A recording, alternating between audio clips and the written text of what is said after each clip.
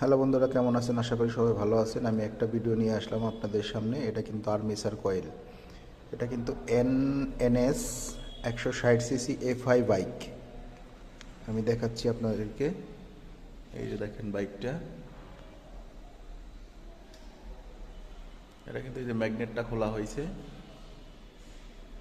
Magnet কভারটা। এই বাইকটার সমস্যা হচ্ছে ব্যাটারি চার্জ ওঠে না ঠিকঠাক মতো।